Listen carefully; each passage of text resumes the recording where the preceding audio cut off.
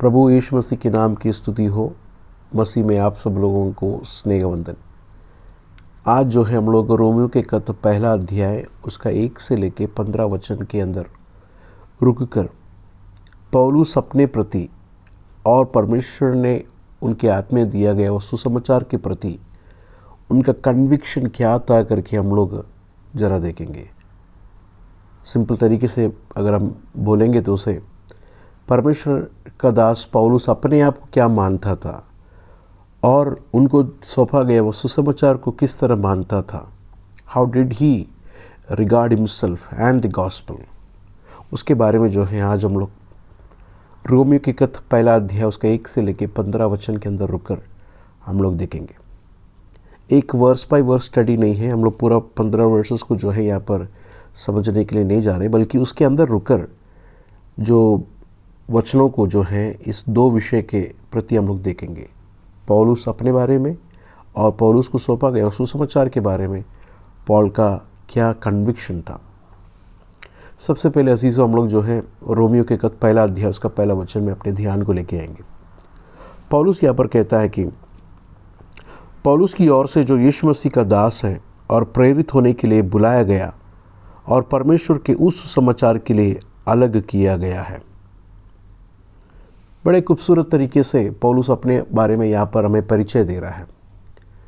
हम लोग जब ये खत लिखते हैं तो खत के आखिर में अपना नाम अपना परिचय देते, लेकिन उस ज़माने में खत के शुरुआत में ही लेखक जो है अपने परिचय को देते हैं। तो अपने परिचय देने के वक़्त यहाँ पर एक बात हमें समझना है कि रोम की कलीसिया के तमाम लोगों को पौलुस ने नहीं देखा है, पौलुस ने स्थापित किया वह कलीसिया भी नहीं है, और बहुत सारे लोग जो है पौलुस को फेस टू फेस नहीं देखा है, पौलुस के बारे में नहीं जानने वाले लोग हैं, पौलुस को नहीं देखे हुए लोग हैं रोम के कलीसिया के लोग। हालांकि बहुत सारे लोग पौलुस को जानते हैं वहाँ पे, लेकिन उसके बीच में भी बहुत सारे ऐसे हैं जो पौलुस को नहीं जानते हैं। तो उन्हें ठीक ठीक परिचय देना अवश्य है। इसके लिए पौलुस जो है अपने विषय में 3 बातें यहाँ पर हम लोग देख सकते हैं। सबसे पहला पौलुस अपने बारे में परिचय ये देता है कि मैं यीशु मसीह का दास हूँ। दूसरा कहता है कि प्रेरित होने के लिए परमेश्वर ने मुझे बुलाया है, और तीसरा परमेश्वर के उस सुसमाचार के लिए अलग किया गया है। मेरे अजीज़ों, सबसे पहला पौलुस अपने विषय में वो ये नहीं कहता कि मैं परमेश्वर यीशु मसीह का प्रेरित हूँ, बल्कि ये कहता है कि मैं परमेश्वर यीशु मसीह का दास हूँ। कितना महत्वपूर्ण है ये बात कि परमेश्वर ने हमें दिया हुआ बात से भी बढ़कर मैं और आप लोग परमेश्वर के साथ का रिलेशन बंधन क्या है वो लोगों के सामने नज़र आना, ये बहुत महत्वपूर्ण बात है। ज़्यादातर समय जो है परमेश्वर ने हमें दिया गया हुआ, परमेश्वर ने हमें अपनी फजल से अपनी दया से दिया हुआ बात को हम लोग प्रोजेक्ट करने के लिए देखते हैं। परमेश्वर ने मुझे ये दिया, परमेश्वर ने मुझे वो दिया, परमेश्वर ने मेरे ज़रिए से ये किया। ये गलत नहीं है, लेकिन पॉल ने यहाँ पर इस्तेमाल किया हुआ ये जो बात है ये बहुत ही महत्वपूर्ण है हमारे मसीह ज़िंदगी में। परमेश्वर ने हमें जो दिया है उससे भी बढ़कर हम परमेश्वर के साथ अभी इस वक्त कौन है, क्या है, वो बहुत महत्वपूर्ण है। खत लिखने के वक्त पौलुस कह रहा है कि मैं परमेश्वर का दास हूँ। यहाँ पर दास करके दिया गया हुआ वर्ड जो है सर्वेंट नहीं है। यहाँ पर दास करके जो रूट लैंग्वेज में जो दिया गया है, यूनानी भाषा में जो दिया गया वर्ड यहाँ पर सर्वेंट नहीं बल्कि स्लेव है। मैं यीशु मसीह का गुलाम हूँ। एक सर्वेंट सुबह काम को आता है, शाम को चले जाता है, उसको उस बात की आज़ादी है। लेकिन एक गुलाम को ऐसी एक आज़ादी नहीं है, क्योंकि गुलाम को जो है उसका मालिक ने उसे खरीदा है, मोल लेकर खरीदा है करके हम लोग देख सकते हैं। अभी के ज़माने में ऐसा दासत्व, ऐसा गुलामी तो नहीं है, लेकिन उस ज़माने में मालिक लोग जो हैं स्लेव मार्केट में जाकर ऐसे गुलामों को बड़े कीमत देकर खरीदा जाता है। तो एक नज़र से देखे जाएंगे तो हर एक गुलाम जो है उसका दास का, उसका मालिक का जो है प्रॉपर्टी है। तो यहाँ पर पौलुस कह रहा है कि मैं यीशु मसीह का प्रॉपर्टी हूँ, मैं प्रभु यीशु मसीह का गुलाम हूँ। एक ज़माने पर पाप का गुलाम था, अंधकार का गुलाम था, शैतान का गुलाम था, दुनिया का गुलाम था, लेकिन उस गुलामी से परमेश्वर ने मुझे और आप लोगों को भी इसी तरह पौलुस के जैसा मोल लिया है। मेरे अजीज़ों, ये जो कन्विक्शन है पौलुस का कि मैं परमेश्वर का दास हूँ, ये केवल एक्सक्लूसिवली पॉल के लिए खाली नहीं है। हर एक व्यक्ति जो परमेश्वर यीशु मसीह के सुसमाचार को ग्रहण किया है और नया जीवन प्राप्त किया है, उसका भी कन्विक्शन यही है, यही होना चाहिए कि वो परमेश्वर यीशु मसीह का प्रॉपर्टी है। परमेश्वर ने उसे मोल लिया है, वो अपना खुद का नहीं है। अगर हम लोग पहला कुरिन्थियों के खत 6वां अध्याय में जब भी हम लोग आएंगे, पौलुस इस बात को वहाँ पर कहता हुआ हम लोग देख सकते हैं। पहला कुरिन्थियों के खत में अपने ध्यान को लेके आएंगे, उसका 6वां अध्याय आखिरी का 19 और 20 वचन को ज़रा देखेंगे। वहाँ पर ऐसा लिखा है कि और तुम अपने नहीं हो, क्योंकि दाम देकर मोल लिया गया है, इसलिए अपनी देह के द्वारा परमेश्वर की महिमा करो। तुम लोग परमेश्वर के मंदिर हो और परमेश्वर ने अपना लहू देकर, अपने बेशकीमत लहू देकर, हमें दाम देकर जो है मोल लिया है, खरीदा है, परचेस्ड अस। इसके लिए 19 में लिखा है कि तुम अपने नहीं हो, you are not of your own.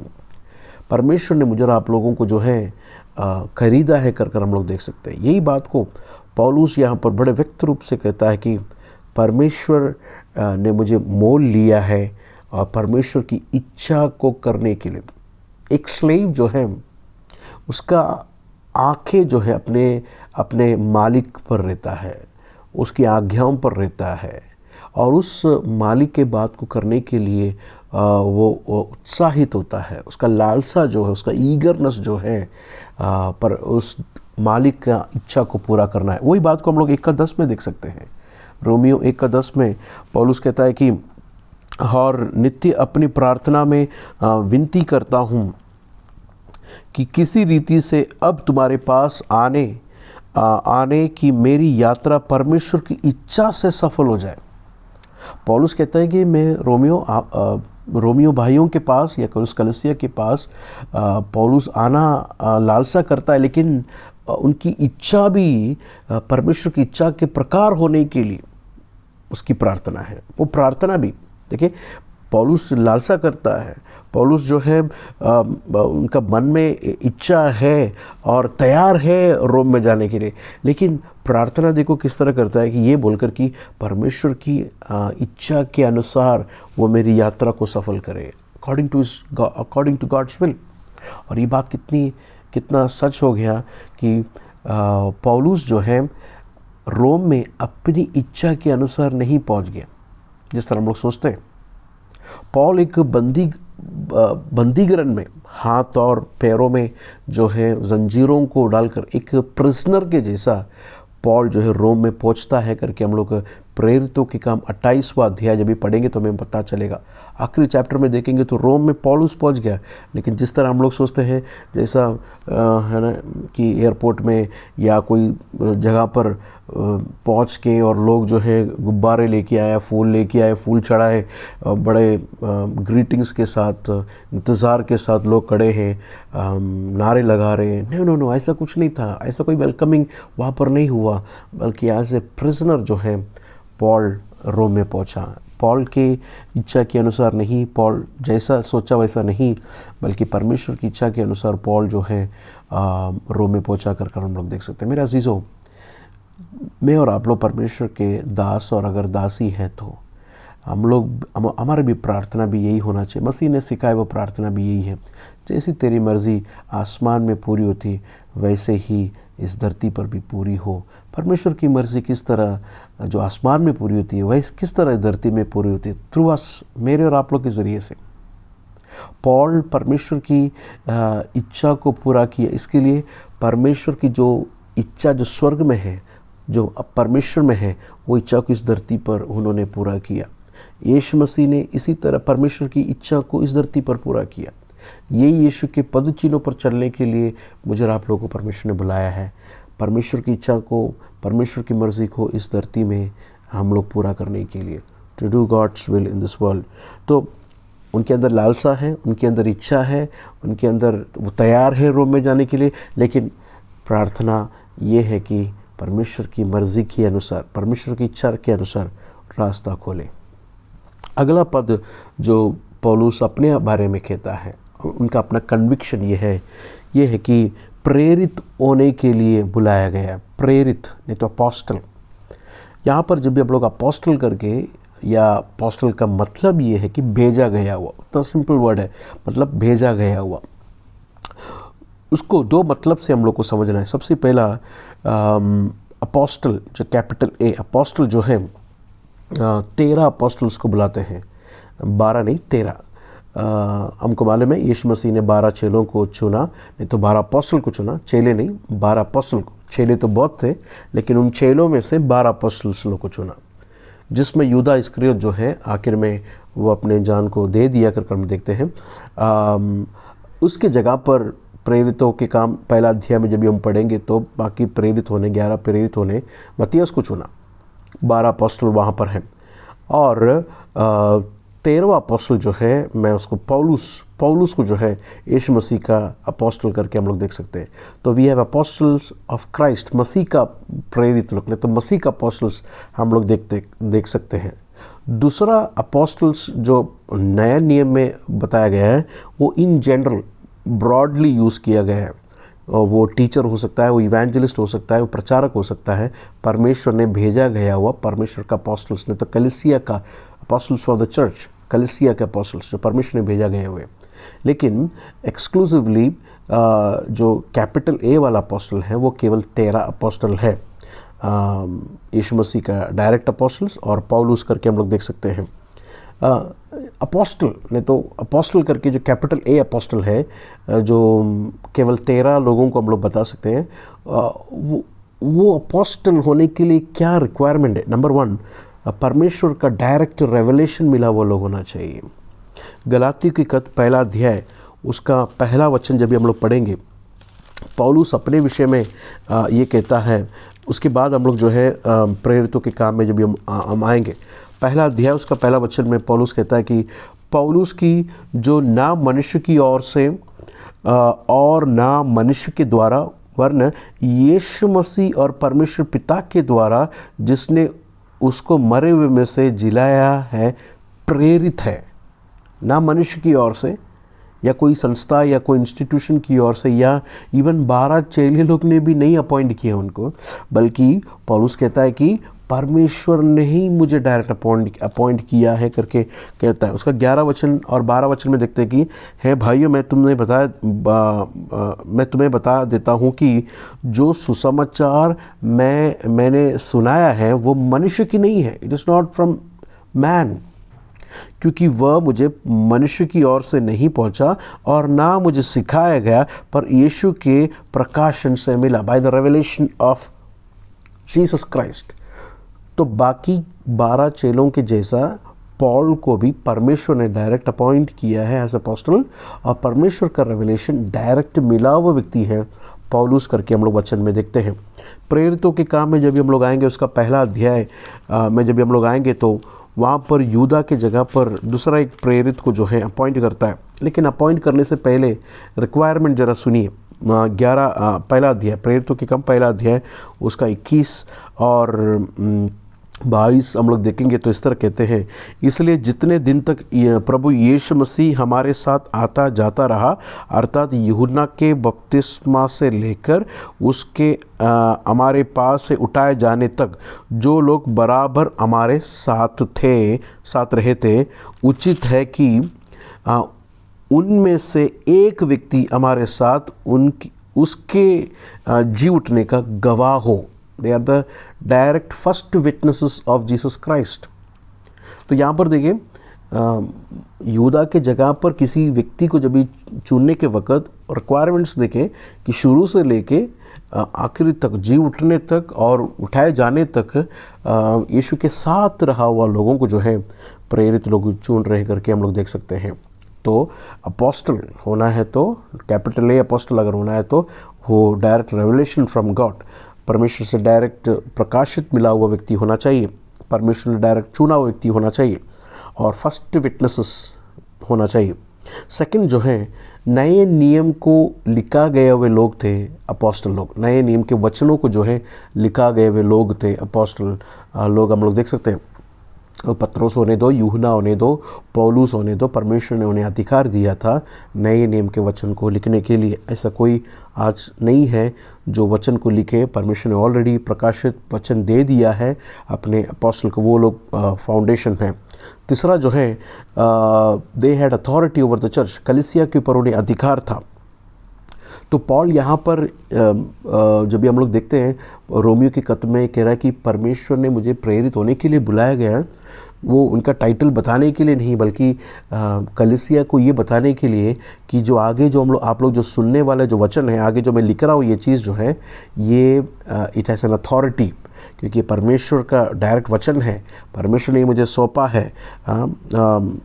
इसके लिए जो लिखा हुआ वचन के ऊपर, it has you have a binding authority over the life, आपके जीवन के ऊपर ये जो वचन जो है उसका अधिकार है, क्योंकि ये किससे आया है, परमेश्वर के रिप्रेजेंटेटिव से आया है, नहीं तो it has come from the ambassador of God himself. So इस वचनों को सुनने वाले उस ज़माने के रोम के विश्वासी और आज जब भी हम लोग सुनते हैं, we are all under the apostolic authority, we are all under the authority of scripture, प्रभु के वचन के अधीन है और अपोस्टल के अधीन है कर हम लोग देख सकते हैं। तो मेरे अजीज़ों, ऐसा 13 अपोस्टल आज नहीं है जो परमेश्वर के डायरेक्ट रेवलेशन मिला हुआ लोग हों, या नए नियम को लिखा गया हुआ लोग हो, या कलीसिया के ऊपर अधिकार रखा गया हुआ लोग हो, आज नहीं हम लोग देख सकते हैं। हाँ, दूसरी बात हम लोग एफिसियों के खत में भी देखते हैं कि दूसरा अध्याय में कि परमेश्वर ने ये प्रेरितों को जो है, has made the foundation of the church, मालूम है यीशु मसीह है इस कलीसिया का बुनियाद, लेकिन इस फाउंडेशन पर, मतलब मसीह ने चुना गया हुआ, मसीह ने बुलाया गया हुआ इन अपोस्टल से जो है कलीसिया को बिल्ड किया गया। मतलब कलीसिया के लिए जो ज़रूरत है टीचिंग, उनके लिए उनकी जो ज़रूरत है वो सारे ये अपोस्टल के हाथों में सौंपा गया। They have the supreme authority over the church, ये हम लोग देख सकते हैं। अगला बात जो प्रेरित के साथ हम लोग देखते हैं, वहाँ पर लिखा है कि और प्रेरित होने के लिए बुलाया गया है। That's very important thing. परमेश्वर ने पॉल को बुलाया है। पॉल ने खुद सेल्फ प्रमोट नहीं किया, सेल्फ अपॉइंटेड अपोस्टल नहीं है कि एक दिन पॉल ने सोच लिया कि चलो मैं अपोस्टल हूँ, ऐसा नहीं है। आजकल ऐसे बहुत सारे जगह पर देखते हैं कि नाम के पहले अपोस्टल लिख देते हैं। नाम के पहले अपोस्टल खुद लिखना जो है काम नहीं था पॉल का। पॉल ने अपने नाम के आगे अपोस्टल लिखे, मैं कुछ हूँ करके बताने के लिए नहीं, बल्कि परमेश्वर ने उसको बुलाया है। उनका आइडिया नहीं था, पॉल का आइडिया नहीं था ये कि मैं अपोस्टल बनूं, बल्कि परमेश्वर ने उनको बुलाया। पॉल का आइडिया कलीसिया को ख़त्म करना था। पॉल का आइडिया किसी भी तरह इस मार्ग के लोगों को नाश करके, ख़त्म करके पूरा करना था पॉल का आइडिया। लेकिन पॉल के उस विचार से परमेश्वर ने उसको बुलाया करके हम लोग देख सकते हैं। अगर आप लोग प्रेरितों के काम 9वां अध्याय उसका 15 वचन में जब भी हम लोग आएंगे, अनन्यास से परमेश्वर इस तरह कहता है कि परंतु प्रभु ने उससे कहा, अनन्यास से कहा, तू चला जा, क्योंकि वह तो अन्य जाति और राजाओं को और इसराइलियों के सामने मेरा नाम प्रकट करने के लिए मेरा चुना हुआ पात्र है। I have chosen him.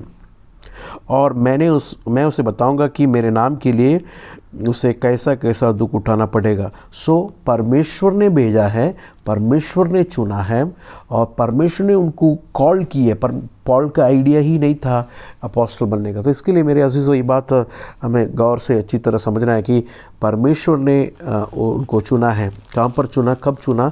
दमिश्क में खाली नहीं परमेश्वर ने उनको चुना। अगर हम गलातियों के खत में आएंगे, पहला अध्याय उसका 15 वचन में पौलुस इस तरह कहता है कि मैं उसको पढ़ता हूँ, पहला अध्याय का 15 और 16 वचन में, परंतु परमेश्वर की जिसने मेरी माता के गर्भ से ही उसने मुझे ठहराया है 15 वचन, ठहराया और अपने अनुग्रह से बुला लिया। तो परमेश्वर ने पॉल को माँ के गर्भ से ही ठहराया और क्या है, बुलाया गया है। जब इच्छा हुई कि मुझ में अपने पुत्र को प्रकट करे कि मैं अन्य जातियों में उसका सुसमाचार सुनाऊं, तो ना मैंने मांस और लहू से सलाह ली। तो पौलुस कहता है कि ये मेरा आइडिया नहीं है, बल्कि परमेश्वर ने मुझे माँ के गर्भ से ही ठहराया और बुलाया है, चुना है मुझे किसी स्पेसिफिक काम के लिए, स्पेसिफिक वर्क। अगर हम लोग देखेंगे तो पौलुस कहता है कि मेरा इच्छा, मेरा आइडिया, मेरा सोच ऐसा नहीं था। मेरा सोच अलग था। मेरा सोच जो है, मेरा प्लान, मेरा रास्ता, मेरा जाने का मार्ग जो है कुछ अलग ही था।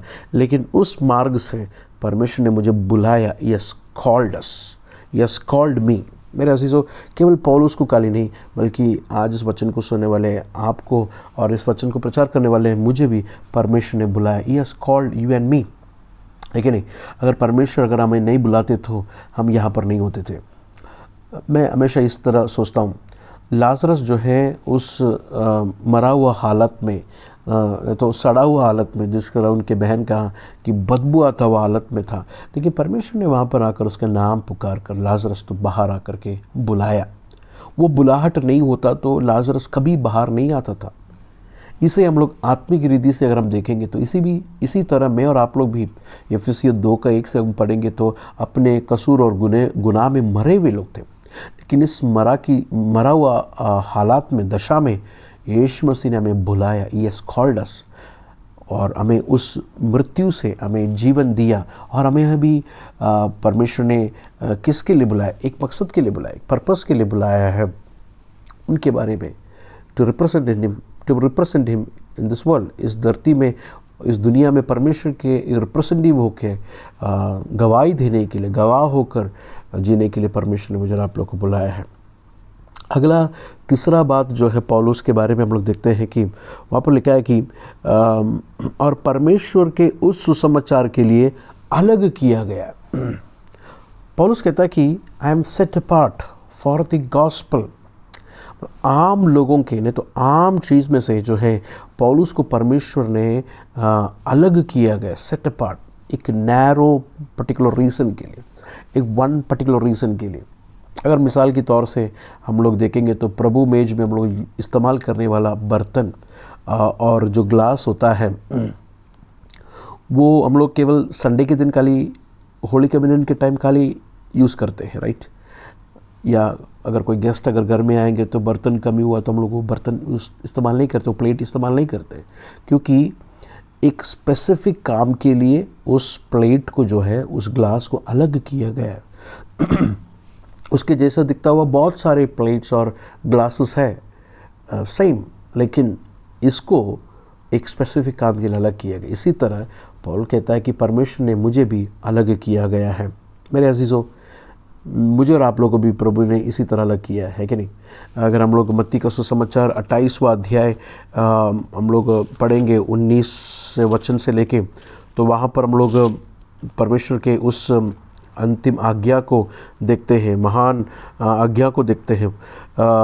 19वां वचन को मैं पढ़ता हूँ। इसलिए तुम जाओ, सब जाति के लोगों को चेला बनाओ और उन्हें पिता और पुत्र पवित्र आत्मा के नाम से बपतिस्मा दो, और उन्हें सब बातें जो मैंने तुम्हें आज्ञा दी है मानना सिखाओ। तो परमेश्वर हमको दिया गया पर्पस क्या है?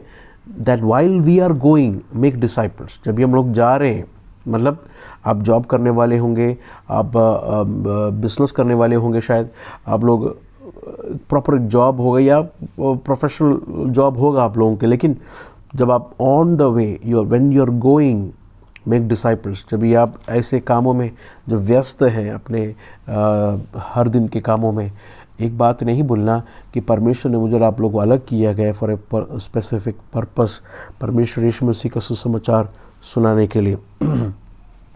अगला जो बात जो मैं आप लोग से, पौलुस का लाइफ के कन्विक्शन, उसके अपने जीवन के कन्विक्शन को हम लोग अभी तक देखा। 3 बातों को देखा कि सबसे पहला परमेश्वर का दास है, उसके बाद हम लोग ने देखा कि प्रेरित होने के लिए बुलाया गया हुआ, और परमेश्वर के सुसमाचार के लिए अलग किया गया है करके हम लोग देख सकते हैं। मेरे अजीज़ों, ये सुसमाचार परमेश्वर का है, परमेश्वर ने मुझे और आप लोग को सौंपा है।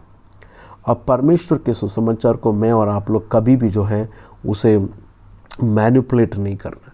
मैं और आप लोग उसे जो है उसे कम नहीं दिखाना है। जैसा परमेश्वर के वचन में प्रकट किया गया है सुसमाचार को, वैसे ही दुनिया के सामने, लोगों के सामने मुझे और आप लोगों को बताना है। तरीके अलग अलग होंगे लेकिन मैसेज अलग नहीं हो सकता है।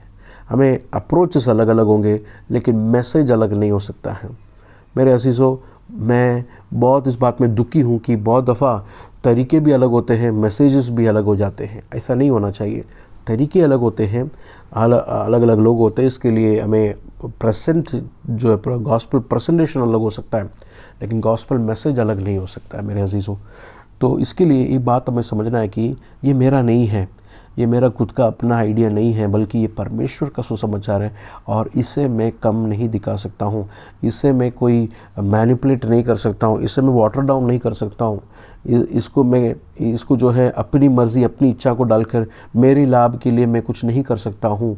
ये परमेश्वर का है, तो इसके लिए उसी गंभीरता में, उसी पवित्रता में, उसी डर में जो है मुझे आप लोगों को ये सुसमाचार को दुनिया के सामने प्रेजेंट करना है। तो पॉल का कन्विक्शन ये है कि ये मेरा नहीं है, परमेश्वर का सुसमाचार है, मुझे सौंपा गया है, मैं परमेश्वर का प्रॉपर्टी हूँ, दास हूँ, और परमेश्वर के सुसमाचार के लिए मुझे अलग किया गया है और परमेश्वर ने मुझे भेजा है अन्य जातियों के सामने ये सुसमाचार को प्रचार करने के लिए। तो 3 कन्विक्शंस को यहाँ पर हम लोग देख सकते हैं।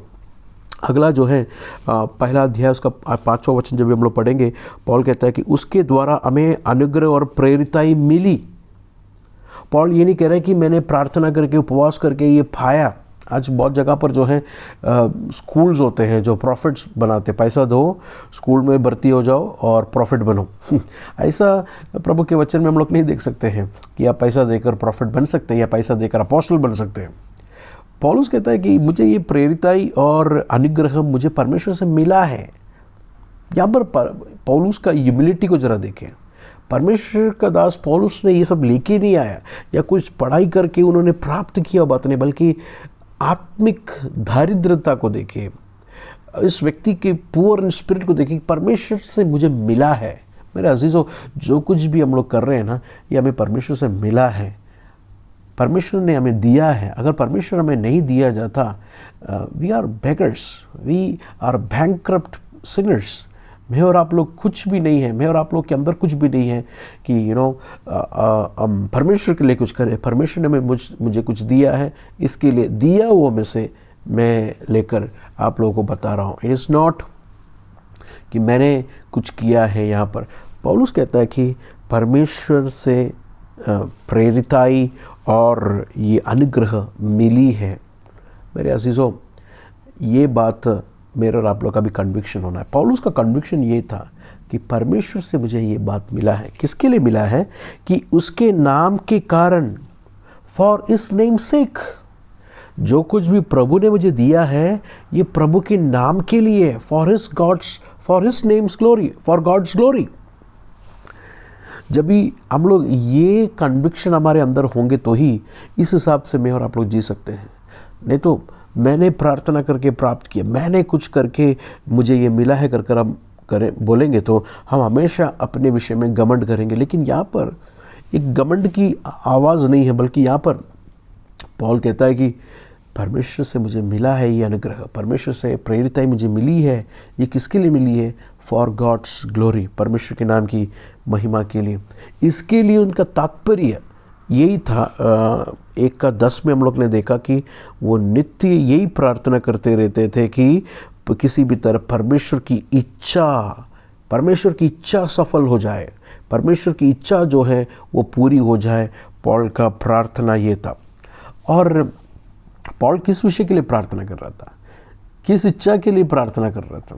कि किसी भी तरह रोम में आए, रोम में आकर रोम के उस ब्यूटी को देखने के लिए नहीं, रोम का जो आर्किटेक्ट जो ब्यूटी है, मॉन्यूमेंट्स है, वो देखने के लिए नहीं कि मैं किसी भी तरह आप लोग के बीच में आ जाऊँ, 10-15 दिन बिताऊँ और ज़रा शहर ज़रा घूमूँ। नो, पौल कहता है उसका 14 वचन और 15 वचन में, मैं यूनानी और अन्य भाषाओं और बुद्धिमानों और निर्बुद्धियों का कर्जदार हूँ, अतः मैं तुम्हें भी जो रोम में रहते हैं सुसमाचार सुनाने का भरसक तैयार हूँ। I am eager to preach the gospel to you रोमियो, रोम में आकर, तुम्हारे बीच में आकर शहर घूमने के लिए नहीं, बल्कि वहाँ पर आकर I am eager to preach the gospel. क्यों?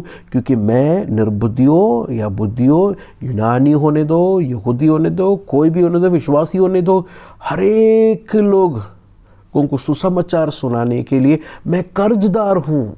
I am debtor. मैं कर्जदार हूँ। किसके? परमेश्वर के प्रति मैं कर्जदार हूँ। परमेश्वर ने मुझे ये सौंपा है। I am the property, I am the slave of Jesus Christ. Woe unto me if I do not preach the gospel। हाय मुझ पर अगर मैं सुसमाचार नहीं प्रचार करता, पौलुस कहता है। तो परमेश्वर का दास पॉल अपने विषय में यही समझता था कि वो कर्जदार है। He is obligated towards all this people। He is obligated to God। परमेश्वर ने अपना जान को दिया है। परमेश्वर का दास पौलुस कहता है कि मैं अपना शरीर परमेश्वर के लिए दे रहा हूँ। I give my body for him। तो यहाँ पर कह रहा है कि मैं सुसमाचार सुनाने के लिए बरसक तैयार हूँ। तो यहाँ पर विश्वासियों को खाली सुसमाचार सुनाने के लिए नहीं, खाली नहीं। अगर हम लोग 15 अध्याय में जब भी आएंगे, रोमियो के 15 अध्याय में, वहाँ पर पौलुस जो है आखिर में इनसे कुछ बातें वहाँ पर कहता हुआ हम लोग देख सकते हैं। 15 का 19 से जब हम लोग पढ़ेंगे, और चिन्ह और अद्भुत कामों के सामर्थ्य से और पवित्र आत्मा के की सामर्थ्य से मरे हुए के द्वारा किए, यह तक कि मैंने यरूशलेम से लेकर चारों ओर इलुक्रियम तक मसीह के सुसमाचार का पूरा प्रचार किया। पौलुस का कहने का मतलब ये कि अभी तक मैं इस जगह पर पूरा जो है सुसमाचार को प्रचार किया, इसके लिए मैं आप लोगों के पास नहीं आ पाया। तो समझाने के लिए पौलुस ये कह रहा है, 20वां वचन, पर मेरे मन की उमंग ये है कि जहाँ जहाँ मसीह का नाम नहीं लिया गया है वही सुसमाचार सुनाऊं, ऐसा ना हो कि दूसरे की नींव पर घर बनाऊं। पौलुस कहता है कि मेरा मन की उमंग क्या है? मेरा मन का उमंग ये है कि मैं उस जगह पर जाऊं जहाँ पर सुसमाचार नहीं पहुँचा है, मसीह के बारे में नहीं सुना है। 22वां वचन, इसलिए मैं तुम्हारे पास आने से बार बार रुका रहा। तो पौलुस को परमेश्वर ने जहाँ भेजा वहाँ पर पूरा एरिया को जो है उन्होंने सुसमाचार सुना। उसका मतलब ये नहीं कि हर एक लोग सुसमाचार सुने, नहीं तो हर एक लोग जो है प्रभु में आए। मतलब ये कि हर एरिया में सुसमाचार के उस मिशनरी यात्रा को पूरा कर कलीसिया को स्थापित किया। अब कोई ऐसा एरिया नहीं है जहाँ पर कलीसिया या सुसमाचार को नहीं पहुँचा है। इसके लिए रोम में नहीं आ पाए करके कह रहे वो। 23वां वचन, परंतु अब इन देशों में मेरा कार्य के लिए और जगह नहीं रही, और बहुत वर्ष से मुझे तुम्हारे पास आने की लालसा है। इसलिए जब मैं स्पेन को जाऊंगा तो तुम्हारे पास होता जाऊंगा। स्पेन को क्यों जा रहा है पौलुस? स्पेन को भी रोम में क्यों आ रहा है? उसी लालसा में स्पेन में जा रहा है, सुसमाचार सुनाने के लिए, सुसमाचार के विषय में जा रहा है जहाँ पर मसीह के बारे में किसी ने नहीं सुना है। मेरे अजीज़ों, पॉल की वो उमंग देखें, पॉल की वो लालसा देखें कि किस तरह सुसमाचार सुनाने के लिए उनके अंदर वो उमंग है जहाँ पर परमेश्वर के बारे में लोग नहीं जानते हैं। टू द लॉस्ट ऑलरेडी कार्य किए हैं, रिटायर्ड हो सकते हैं, लेकिन नहीं, पॉल कह रहा है कि I am eager to preach gospel in Rome and also in Spain. तुम्हारे से होकर मैं स्पेन में जाऊँगा। तो मेरे अजीज़ों, यहाँ पर पॉल अपने विषय में जो कन्विक्शन है, हमने बहुत कुछ बातें अभी इसी दरमियान में देखा। सबसे पहले मैं कुछ जरा और पीछे जाता हूँ। सबसे पहला पॉल कहता है कि मैं प्रभु का दास हूँ, मैं प्रभु का बंदा हूँ। हमने देखा क्या है उसका मतलब। सेकंड, पौलुस कहता है कि मैं परमेश्वर ने मुझे बुलाया हुआ, मैं परमेश्वर का प्रेरित हूँ। तीसरा कह रहा है कि मैं परमेश्वर यीशु मसीह के सुसमाचार के लिए अलग किया गया हूँ करके पॉल कहता है। और उसके बाद हमने देखा कि पौलुस का जीवन का मकसद, पर्पस को देखेंगे तो परमेश्वर की इच्छा को पूरी करना, परमेश्वर के नाम की महिमा लेके आना। और उनका उमंग ये था कि ये सुसमाचार उस जगह पर भी पहुँचे जहाँ पर नहीं पहुँचा है। तो पौलुस अपने विषय में क्या कन्विक्शन था और सुसमाचार के प्रति उनका कन्विक्शन क्या था, हम लोग संक्षेप में देखा। सुसमाचार के प्रति उनका कन्विक्शन ये था कि ये सुसमाचार परमेश्वर ने उनको सौंपा गया है। इसे वो ट्विस्ट नहीं कर सकते, इसे वो चलो लोगों की इच्छा के अनुसार थोड़ा चेंज कर लेते हैं, या ऑडियंस के हिसाब से उन्होंने मैसेज को चेंज नहीं किया, बल्कि परमेश्वर ने सौंपा गया। ये परमेश्वर, इट्स अ गॉड्स गॉस्पेल। तो ये सुसमाचार वो चेंज नहीं कर पाएंगे। ये सुसमाचार वो खाली नहीं, हम लोग गलाती में देखते हैं कि स्वर्ग से उतरा हुआ फरिश्ता भी होने दो या प्रचार किया हम लोग भी होने दो, इस सुसमाचार को हम लोग नहीं बदल सकते। We can not twist the gospel. जैसा परमेश्वर के वचन में प्रकट किया है, जैसा यीशु मसीह ने उनको प्रकट किया, वैसे ही प्रचार करने के लिए स्थापित परमेश्वर ने रखा गया। वो सर्वेंट है। पॉल कह रहा है, आई एम द सर्वेंट, जो ये प्रेरित आई और ये अनुग्रह मुझे मिली है परमेश्वर के नाम की महिमा के लिए। मेरे अजीज़ों, मैं इस मैसेज को यहाँ पर बंद करने से पहले एक बात बोलकर मैं बंद करता हूँ। जिस जिस जगह पर परमेश्वर का सुसमाचार जैसा प्रकट हुआ है, वैसा जब ये प्रचार करेंगे, परमेश्वर का महिमा वहाँ पर होता है। और जिस जिस जगह पर परमेश्वर के वचन के प्रकार नहीं है प्रचार हो रहा, परमेश्वर के वचन के प्रकार नहीं है सुसमाचार की घोषणा हो रहा है, वहाँ पर परमेश्वर के नाम की महिमा नहीं हो रहा है करके ये सच्चाई आज मैं और आप लोग सुनने की ज़रूरत है। क्या मेरा और आप लोग का कन्विक्शन क्या है? What is our conviction? सुसमाचार के प्रति हमारा कन्विक्शन क्या है? क्या हम पौलुस के जैसा परमेश्वर के लिए अलग किया गया हुआ, सुसमाचार के लिए अलग किया गया हुआ, परमेश्वर ने बुलाया हुआ, परमेश्वर ने भेजा हुआ, परमेश्वर का दास है, दासी है करके ये कन्विक्शन हमारे अंदर है क्या? सुसमाचार के प्रति हमारा कन्विक्शन क्या है? नष्ट हो गए हुए लोगों के बारे में हमारा कन्विक्शन क्या है? हमारा उमंग क्या है? हमारे दिल की इच्छा क्या, आग्रह क्या है करके हम अपने आप को इस दर्पण के सामने, इस वचन के सामने हम अपने आप को देखने और एग्जामिन करने के लिए परमेश्वर में शक्ति और सामर्थ्य दें। आइए हम अपने आँखों बंद करेंगे, दुआ करेंगे। परमेश्वर पिता, हम धन्यवाद करते हैं इस सच्चे समय के लिए। सुनाया गया वचन के सामने मैं अपने आप को और मेरे सुनने वाले भाई बहनों को आपके हाथों में समर्पित करता हूँ। पॉल का जो कन्विक्शन अपने ऊपर और सुसमाचार के प्रति उनका कन्विक्शन को हम लोग ने आज सुना। परमेश्वर, हमारे दिल की बातों को आप जानते हैं। इस दर्पण के सामने हम अपने आप को देखें और परमेश्वर का वचन, आपका वचन अगर हमें कन्विक्ट कर रहा है तो उस प्रकार जीने के लिए हमें शक्ति और सामर्थ्य देना, और हमें प्राप्त किया, हमें मिला हुआ, हमें प्रकट किया समाचार जो है उसे जैसा लिखा गया है, जैसा बताया गया है, उसी तरह प्रचार करने के लिए, उसी तरह दूसरों को समझाने के लिए, उसी तरह हमने पाया है क्या जांचने के लिए हमें शक्ति और सामर्थ्य देना, हमारे आंखों को खोलना। सारा आदर महिमा हम आपको देते, यीशु नासरी के नाम से प्रार्थना सुन और ग्रहण कर पिता, आमीन।